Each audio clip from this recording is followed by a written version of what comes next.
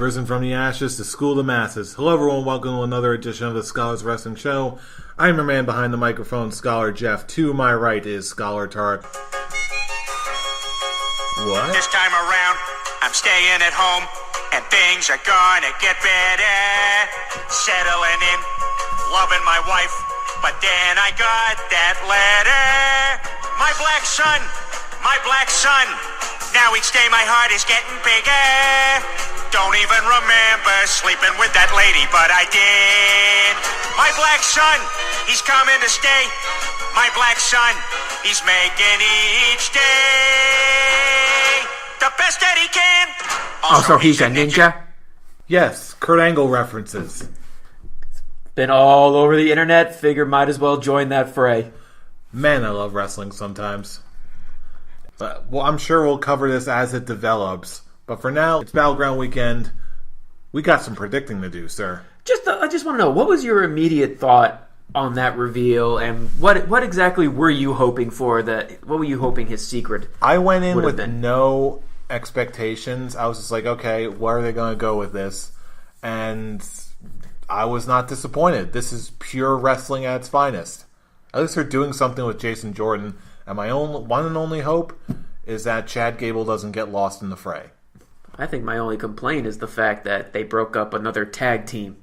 That is just one thing. That's another tag team that's come and gone in the year 2017, which is apparently the ending of tag teams in general. I would watch out, New Day. It makes the quick question: is the tag team division dying? Nah, they'll just retool it. It's not dying. I mean, they each show has like 3 to 4 tag teams left for now, and it may stay that way. I mean, let's see. Raw has the Cesaro, the Hardys. Let's see. The Revival and the Club. That's really it. Yeah, this all still seems like such a transitional period that any number of things can still happen. But again, this is still very much a work in progress, so we'll see where this goes, what feuds are going to be set up from this, what's going to happen with all this. You know what has to happen now? What? Put together. This is going now. It's back to SmackDown, since this is a SmackDown-centric episode, because it's a SmackDown-eccentric pay-per-view. They should put together Luke Harper and Eric Rowan again. They're not doing anything with those guys. That is true. That's one thing to revitalize at least the SmackDown tag team division. Hey, it's a step in the right direction. We'll just see if the creative team actually thinks of that.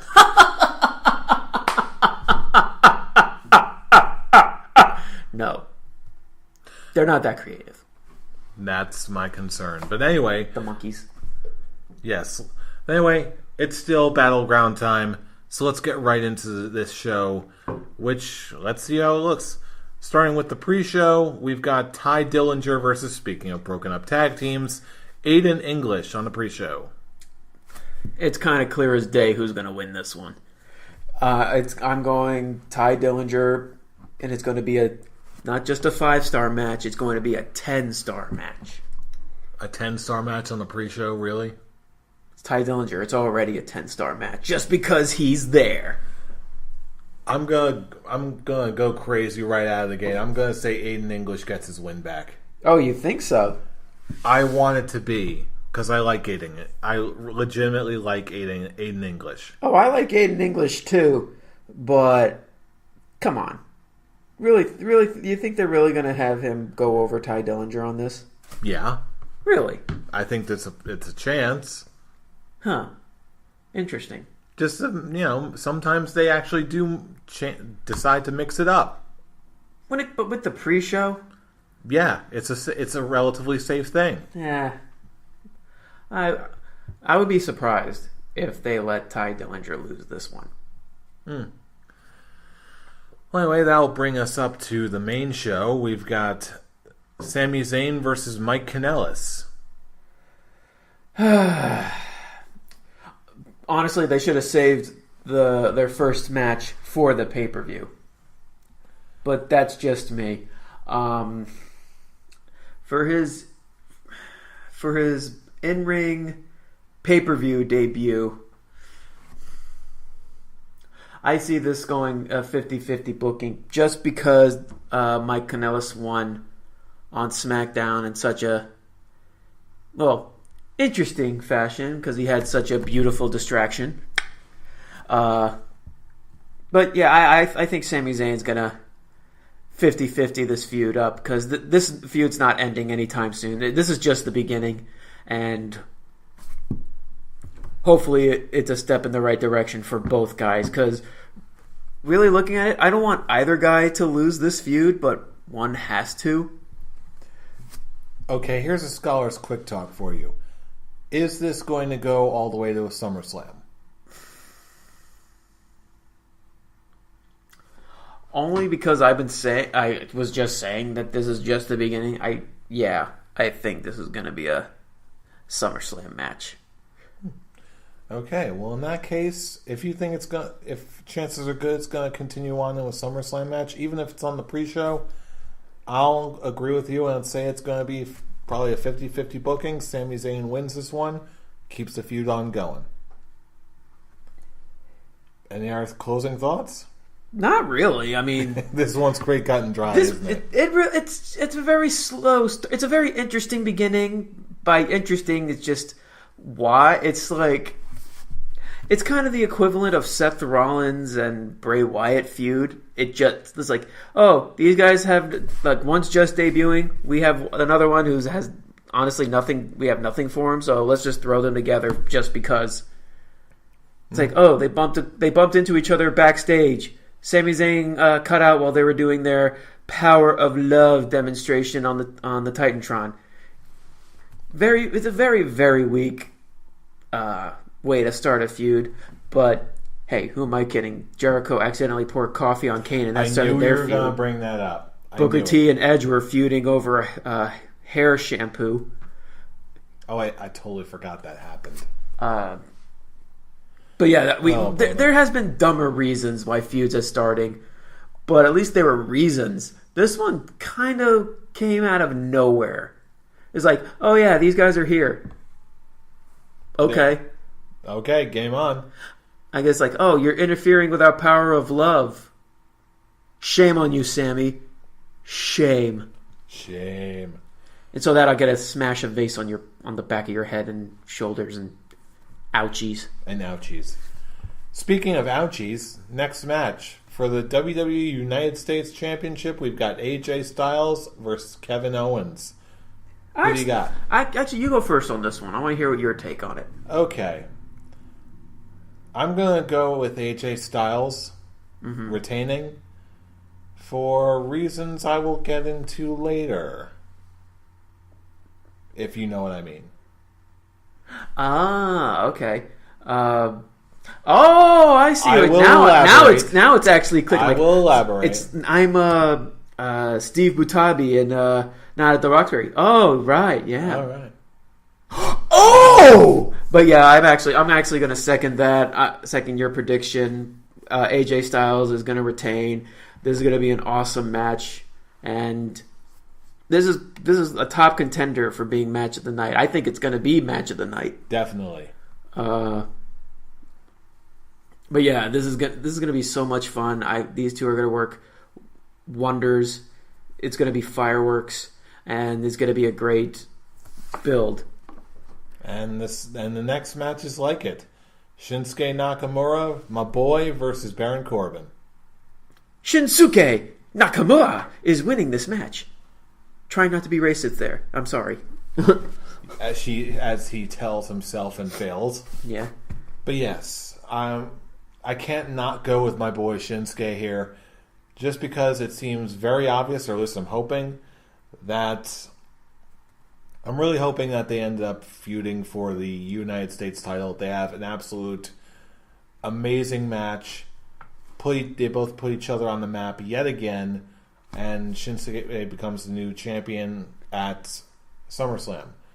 So in order to do that, they gotta make him look strong. So Shinsuke wins over Baron Corbin at Battleground.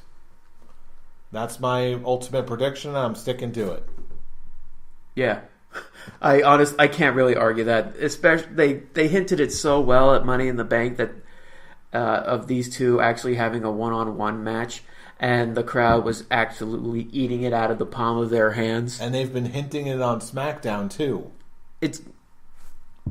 There's nothing very blatantly, unless this is like some major red herring.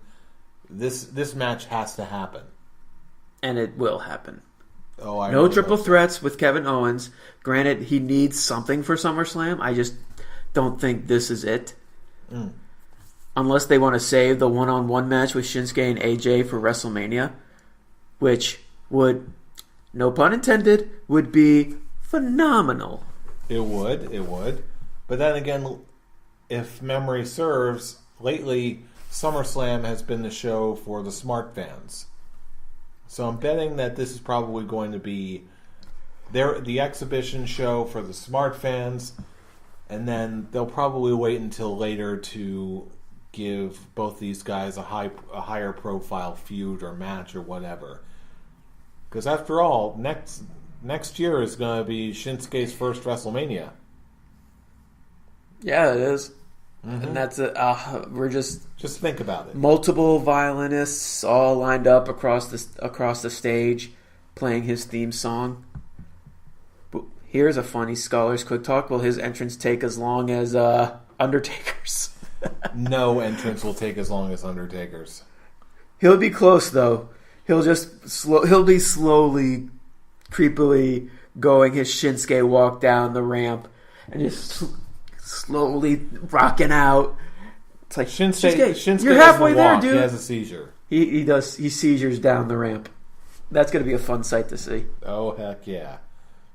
Speaking of fun sights to seize, that wasn't even correct grammar, but I don't care. No, it was not.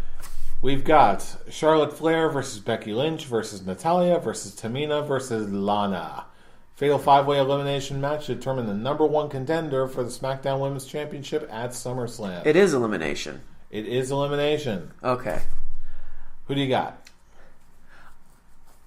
This is a very interesting one because I'm just I'm just thinking on how, I'm looking at the bigger picture here. What do you want to see?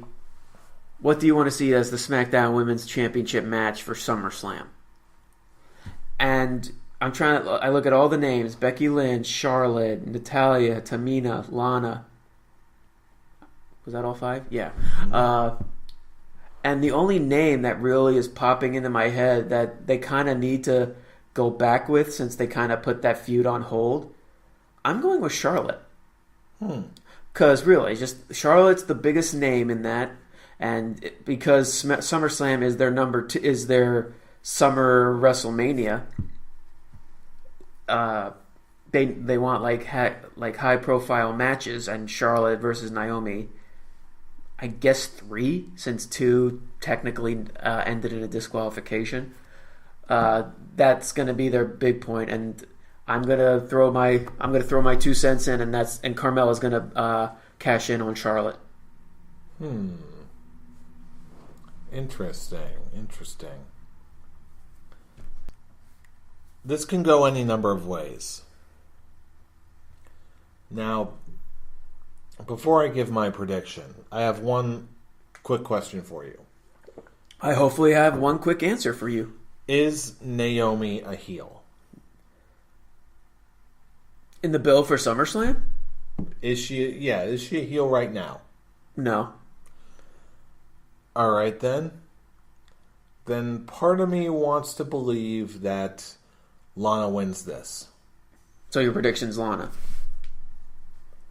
I'm going for the total dark horse pick right now, just because they've sort of been building Lana as okay, she's better than everyone thinks, but she still isn't quite getting it done.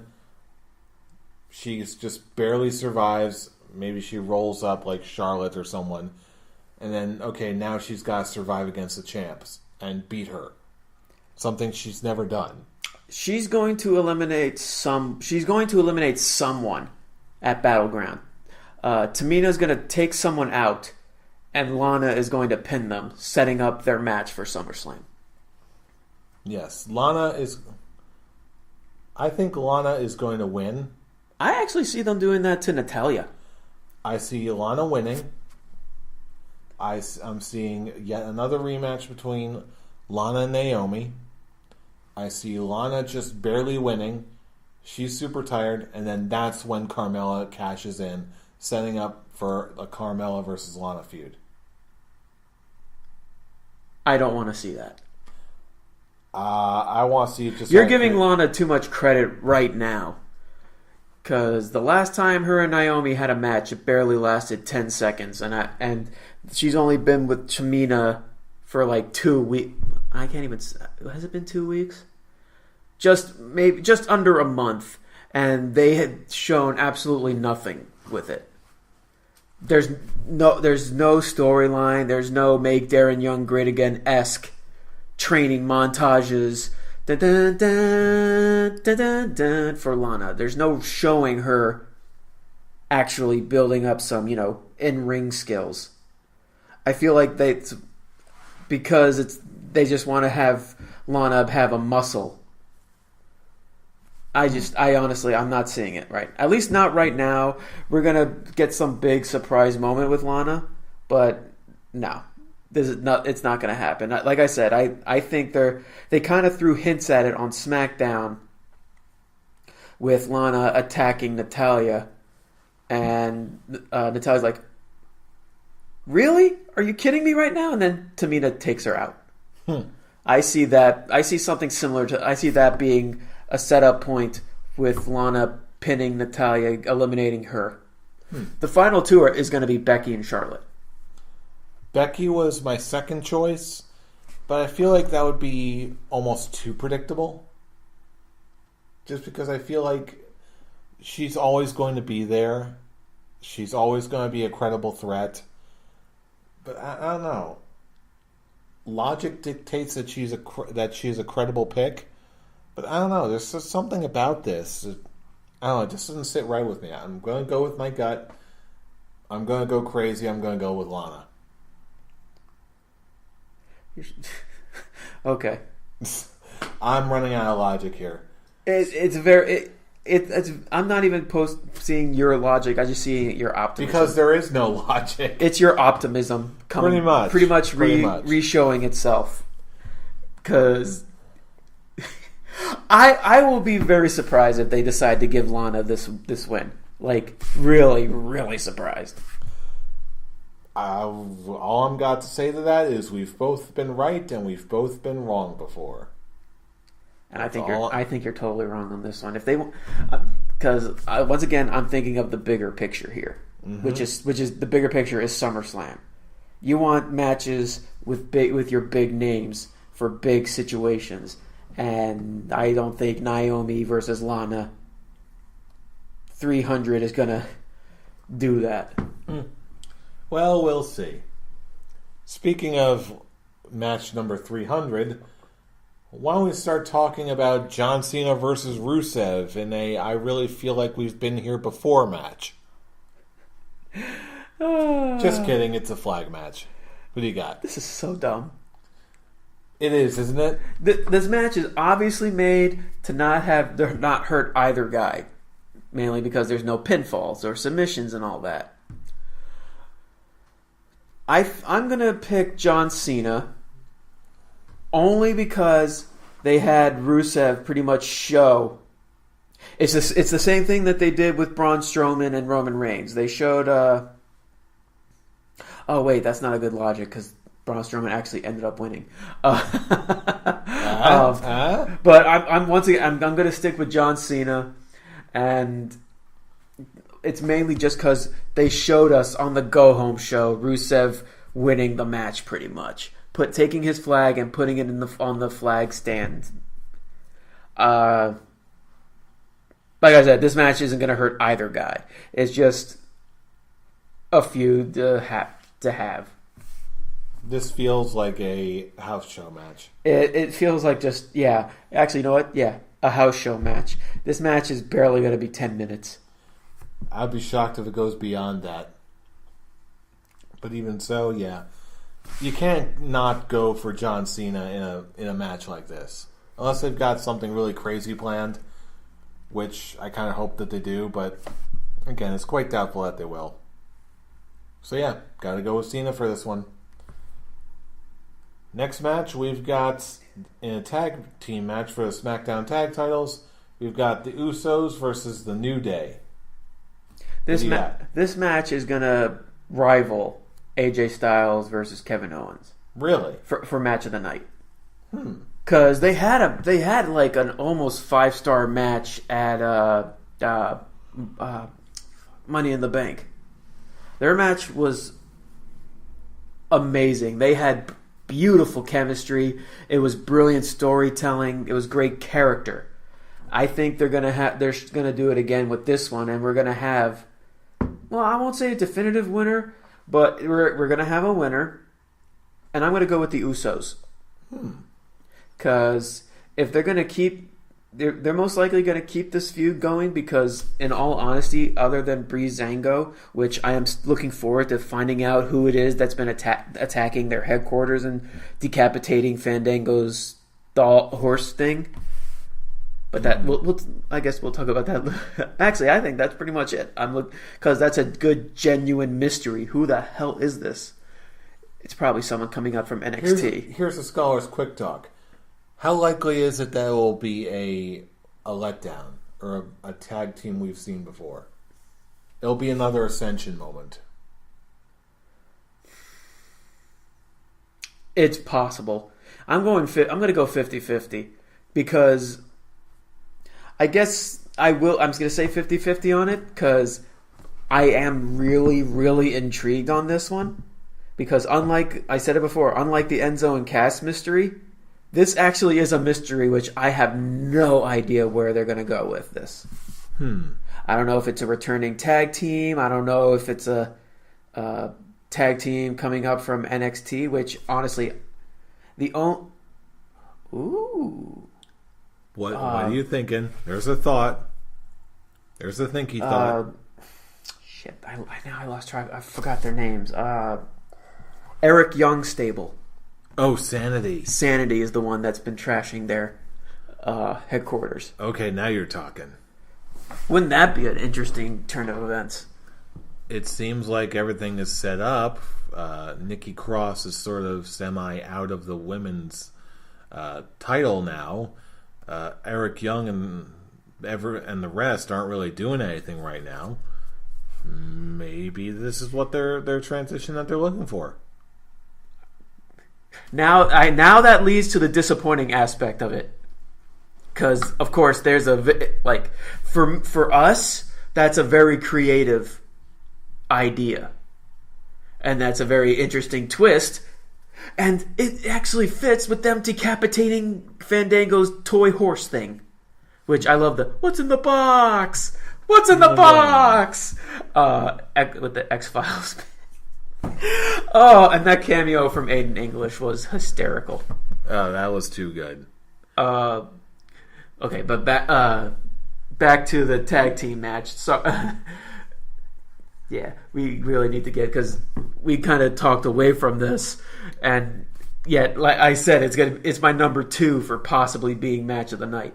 But yeah, back to I already played my prediction. I'm gonna go with the Usos on this one.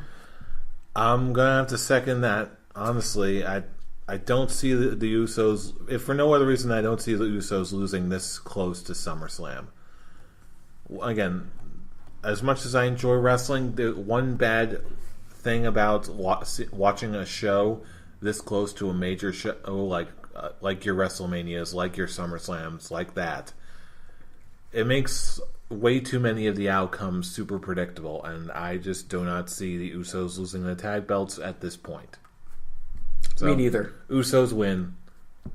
If they're gonna drop the tag belts, most likely to the New Day, it will probably be at SummerSlam. Hopefully, it's someone fresh and new. It's not going to be. They're, like I said, tag team wise, they just have Breezango and the Ascension. What if it's Breezango? Imagine. I would love to see that. And then Sanity comes out and they start feuding with him. That would be interesting, but I actually see a Sanity versus New Day after SummerSlam. Yeah, I guess so. I guess you're right. But that's us being creative, which WWE's been showing to have very lack of creativity. Well, lack of creativity? What do you mean? They're bringing back the Punjabi prison match. Jinder Mahal versus Randy Orton for the title in a Punjabi prison match. You can't tell me that's not super creative. Just them explaining the rules again on the Go Home show just reminded me how stupid this match was. Stupid nothing. It's the Punjabi prison match, man. Fool. The please. Punjabi prison. Fool. No trolling right now. You please be serious. All right. You want serious? I will give you serious. The Great Khali returns. That's what I'm serious about. That's just silly. And helps Jinder Mahal keep the WWE Championship. What are you on?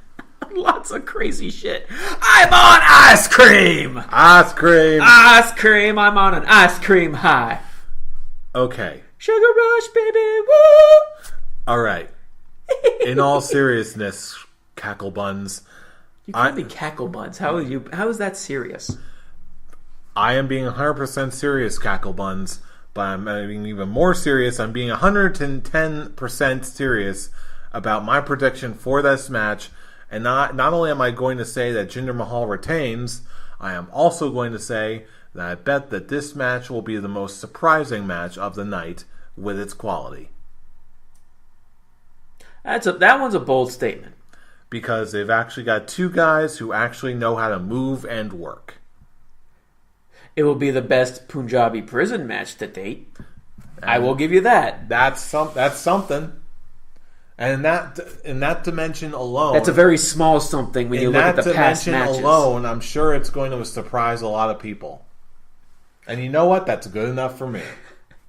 This is not going to be a surprise at all. It's going to be a wacky bit of fun that's probably going to be way more entertaining than everyone thinks it's going to be. The only way I can actually see something fun on this is the 60 seconds goes by on the doors. The door closes on one of their backs. And then you just see them, and then I realize, oh yeah, that's right. This is a WWE Championship match. They won't do anything that stupid. Not Mortal Kombat. Unless they want to start accidentally kill one of the people. Which they won't do. I got dangerously quiet there for a second. Because now they're not going to kill anybody, will they? I don't know. They were very spiky bamboo. I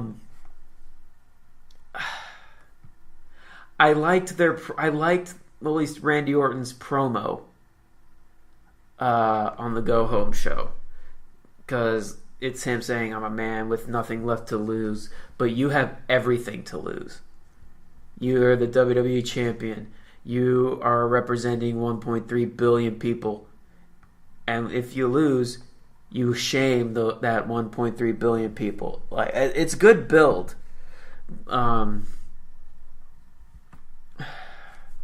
It's actually funny. This was the hardest match for me to decide. But I'm gonna second your thoughts, and I'm gonna say Jinder Mahal keeps the belt. He's going into SummerSlam as the champion. Mm-hmm.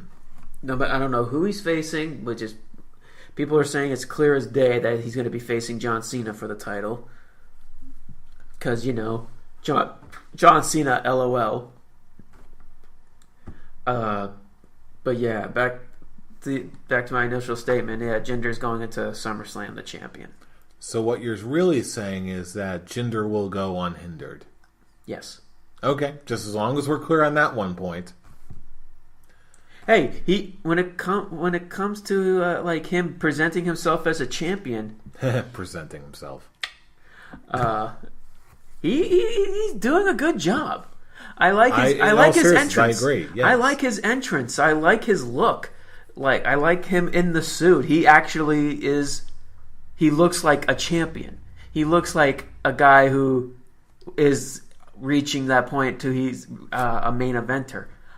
Just because he's the champion, I'm not saying he's not like on the like Samoa Joe going from upper mid card to main eventing with Brock Lesnar and Roman Reigns and Braun Strowman on Raw. For me, this title reign has been the equivalent of Sheamus's first win, where it's like it's big. It's only big because he won it from literally out of nowhere, from being a nobody. And when they say, "Oh, yeah, he has that moment from being absolutely nothing to WWE champion," but once that reign's over, now what? Because technically, he's only defended the title against Randy Orton and apparently John Cena, 2 guys. And you think they're actually most gonna have him lose to John Cena or win against John Cena? Very slim, very slim. Especially when they want him to break the 17 title reign record. Oh boy. Yeah, let that sink in. I don't want it to. It might. I don't want it to. I don't want it to. But anyway, those are our predictions for Battleground. Any parting Scholars Quick Talk topics for us? I do not have Scholars Quick Talk, but I do have the predictions from our very own Scholar Brian. Scholar Brian? Whoa! He didn't say anything elaborate. He just goes, "Hey guys, here's my predictions. Enjoy your recording without me, you bastards." And we will enjoy our alien-free recording session. All right. What do you got? He has Ty Dillinger winning the kickoff show. Okay. Mike Kanellis or Bennett, if you prefer. Apparently WWE doesn't prefer that. Shinsuke. Yep. Charlotte. Eh. AJ Styles. Yeah. The Usos. John Cena. And Jinder Mahal, the modern-day Maharaja. Hey. I think I only have one different prediction from him. Other than that, he's pretty much on the same level as me. He picked Kanellis. I picked Sami Zayn. That's going to be very interesting. What does that say about that it ends up actually, that match like that, a match like that actually ends up generating quite more differences in opinion than most of the other matches on the card? For the internet wrestling community in general when it comes to their predictions? Yeah, sure. No, I'm serious. Like, that because people are going to be so split on the decision making on that one? Yeah, it's tougher to predict. What does it say about this show that's probably going to be one of the more unpredictable matches on the show? That was just a hypothetical question. I was like, that this show is going to be nothing more than a glorified SmackDown for a build for a bigger event in SummerSlam. This event's not going to be very memorable. Hey, you heard it here first. You heard our thoughts. Now we're turning it to you, the internet wrestling community and listeners of this show. What do you think is going to happen at Battleground? Do we think it's going to be good? Will it just be mediocre like a Squidward painting? We don't know. Why the SpongeBob reference? Because I don't care right now. Anyway, that's where we're at. Let us know what you think. Drop us a comment in the comment section below. Thumbs up if you're liking what you're hearing. Subscribe if you want to hear more every single week. You can also check us out on the Facebooks. Just run a search for the Scholars of Wrestling Show. And you can also find us on our preferred medium on Twitter. You can check us out on our main page at ScholarsOW for all the latest episode uploads. And of course for running wrestling commentaries and memes. Lots and lots of memes. You can also check us out on our personal Twitter accounts. You can reach Scholar Brian at Atomic Beanpole. Fool, where can they reach you? You can reach me at The Avataric. And you can reach me at I'm Robbie Rage. No apostrophe. Because, you can't have apostrophes in Twitterverse. Why are you looking at me like that? Really? You have to start something new, huh? I am starting all the new things. Because you know why? Because we are the Scholars of Wrestling, and you have just been schooled. You're welcome. Non sequiturs. That does not make sense at all. Neither does this show. Have fun at Battleground.